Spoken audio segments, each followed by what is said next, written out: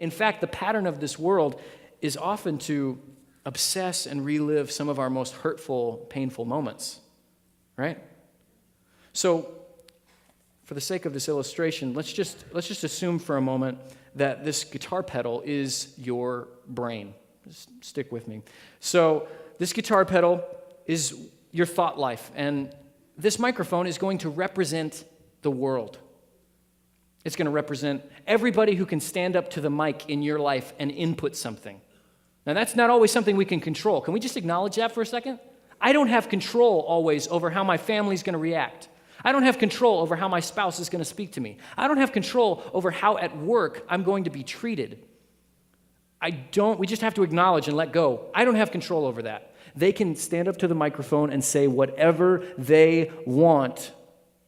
And that's just how life is. We learn early that it's kind of brutal, it's kind of unfair.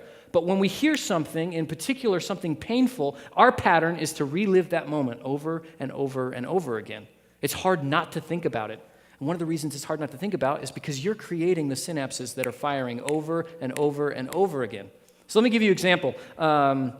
You are, let's say you're a kid. You're on the playground, and you get into this little tiff with another child in the sandbox over some of the toys in there. And you're fighting, and suddenly this kid gets up and he kicks sand in your face. And then he does something that you've never seen. I mean, you've seen it done before by babies, but you've never seen it done in this malicious way.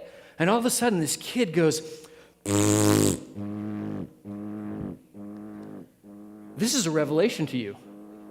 This kid just stuck out his tongue, and he blew, and it made this gross noise. Like when your little brother needs his diaper changed. Did this kid just call you a dirty diaper with his tongue? Later that night, you're with your mom, and you can't stop thinking about this. And suddenly your mom notices that you're reaching for the chocolate milk for dinner, and that's not gonna fly. And she says, no, you don't. And all of a sudden, having thought about this all day, what do?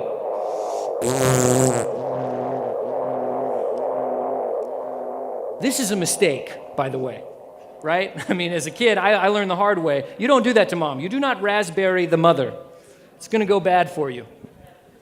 But as we think about that, those things that happen to us that are suddenly offensive or shocking or painful, we have a hard time not reliving them over and over again. Let me give you another example. There's a little high school girl. She's sitting at lunch across from her boyfriend, and things are just going, it's a normal kind of day.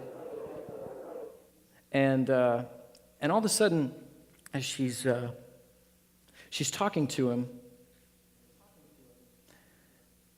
and he says, I think we should break up. I think we should break up. I think we should break up. I think we should break up. I think we should break up. I think we should break up. And she makes some protests, and then he saes, you're being really needy. Now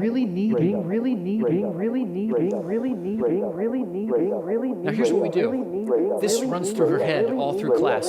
She can't think about anything else. Tests, quizzes, she can't hear any of it. She gets home, has dinner, they watch a movie, and she slowly starts to turn this off. But then, and this is what we do, right? We try and use life to distract us from these things that we're reliving, and we think that they've gone away. But then she's in her bed at night, it's the end of the day.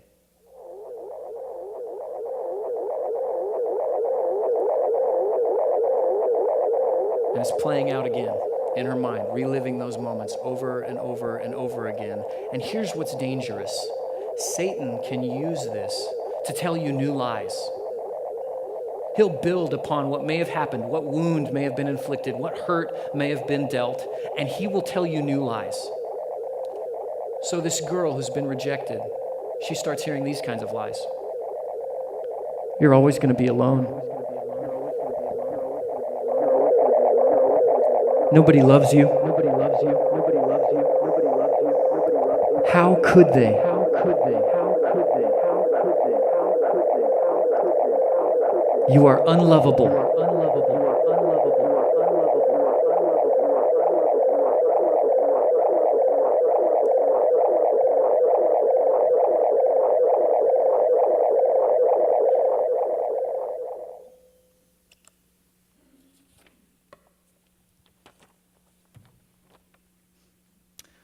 We asked this last week for people to send some new life stories in.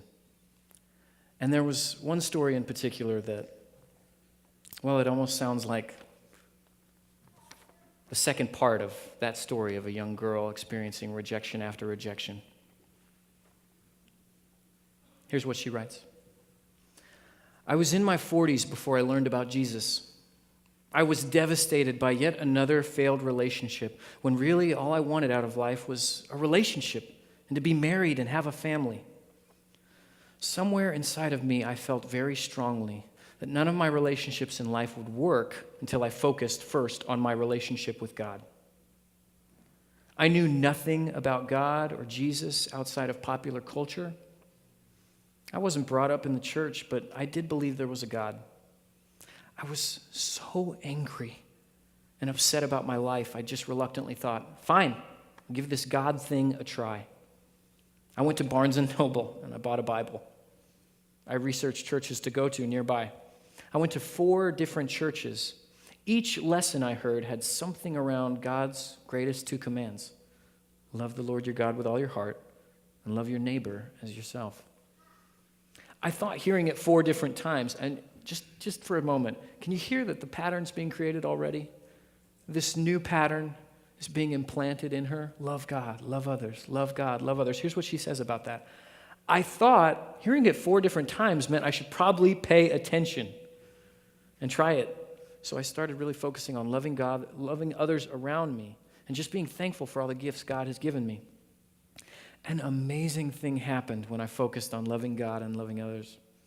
My anger and sadness lifted. I also started to hunger for God's word. I read the entire Bible. I couldn't get enough of it. Well, I skimmed through some of Leviticus.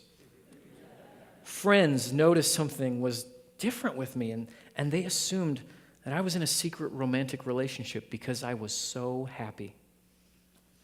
I decided to give my life to Jesus during that time and to get baptized. Soon after that decision, I decided to move across the country to be near my family. PRCOC was the church my family attended, so I went with them. The lesson series, soon after I moved here, was about God's greatest commandments, L1 and L2. I knew I was home and that God was growing me up in his ways. Here's how she concludes. My life is far from perfect, and I still have a lot of spiritual growth in front of me. But since committing my life to Jesus, I have so much more peace, joy, and hope in my heart and purpose in my life. I want everyone to have this.